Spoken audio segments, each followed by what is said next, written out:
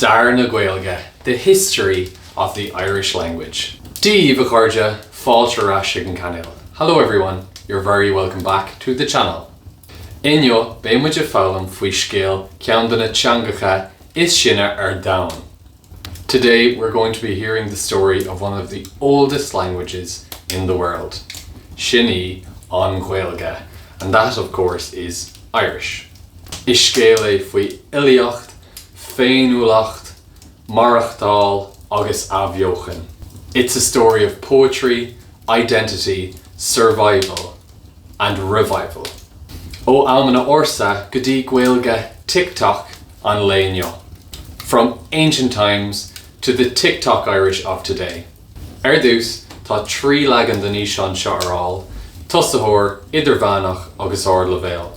Firstly, there are 3 levels of this video available: beginner, intermediate and advanced. Agus tá nasc den níos sin sa chuirsíos, and the link to that video is in the description below.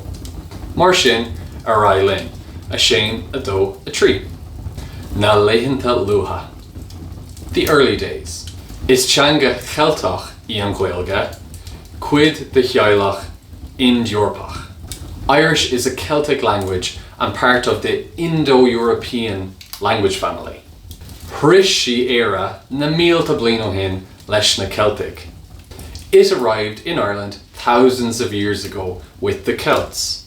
Is sé an iarm is luha ná Gaeilge orsa. The earliest form we know of is called Primitive Irish.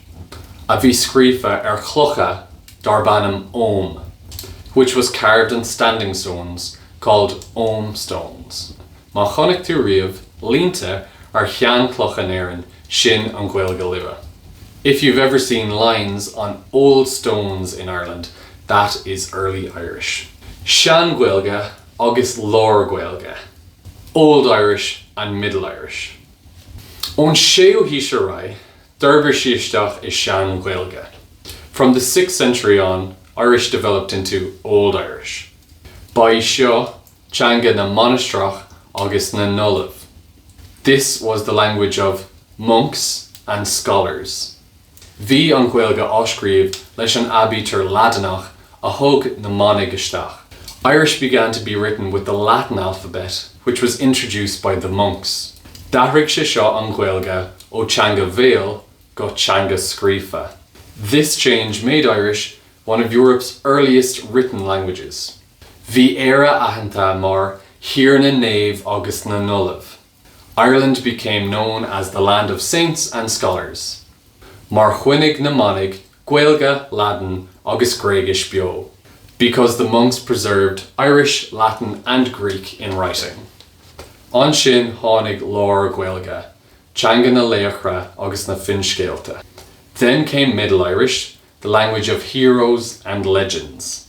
Scéalta cosúil leis an tán bó cúilne. Stories like the famous cattle raid of Cooley. Gaeilge lua aimsirtha, early modern Irish. D'achraigh an Gaeilge de réir mar d'achraigh an tuki. Irish changed as society changed. Ba thréimhs seo de na fili agus de na ceann dálacha.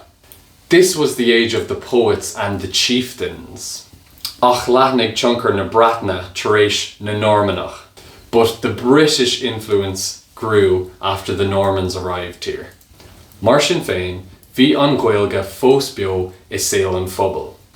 Still, Irish remained the people's everyday language. Ma na Gaeilge, the decline of Irish. Le neartú rial na Sasnach, thosaigh an Gaeilge ag dul an éig. As English rule grew stronger, the Irish language started to fade. Bhí tionchar ag na Penal an Gurtha Mór agus Imirce. The Penal Laws, the famine and emigration all took their toll. Mar shampla, bhain na Penal cearta religún agus idicis ó na Gael. For example, the Penal Laws took away religious and educational rights from the native Irish. Lelin an Gurtha Mór fuair na 100,000 duine bás agus duine galore eile Imirce. During the Great Famine, hundreds of thousands died and many more left and emigrated. Ba é an béarla teanga na cuachta agus marthanis. English became the only language of power and of survival. Faoi ar na néomhísteach, labhraíodh an Gaeilge sna Gaeltachtaí amháin a bheag ná mór. By the end of the 18th century, Irish survived mainly in the Gaeltacht areas. Bhí agla ann ag an am sin go nimóg sí go deo. It was feared at that time that it would vanish forever. Abheochan agus an lá inniu. The revival and today. Ach níor tháinig deire léithíonn sin, but Irish did not end there. Idús an fihuis bhí sí mar humble navspláchais ón ratan. In the early 1900s, Irish became a symbol of independence from Britain. Chomhairigh Conradh na Gaeilge leis an abheochan. The Gaelic League helped with the revival. Thug siad an Gaeilge arás sna scoilne agus sa saol. They brought Irish back into schools and back into daily life. Thosaigh glúiseacht na Gaelscoileanna I fós go topaí sna seachtódaí. The Gaelscoil movement began to grow rapidly in the 1970s. Inniu is teanga ifigúlaíon Gaeilge in Éireann agus san Aontas Eorpach.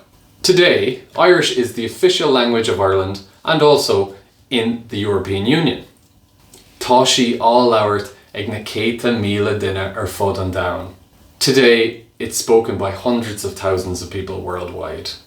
Agus curú an chaidán a bhaim idir dál freisin, and the language was standardized in the meantime as well. Tá an Gaeilge taca I bhfad ó sean clocha go dtí na man thuisialta. Irish has come a long way from old Ogham stones to social media.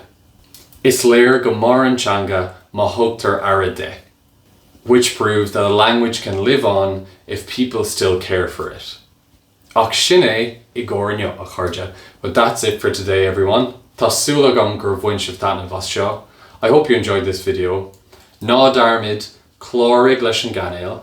Don't forget to like and subscribe. Agus go dtí an cé ceann eile a Shane a dó a trí.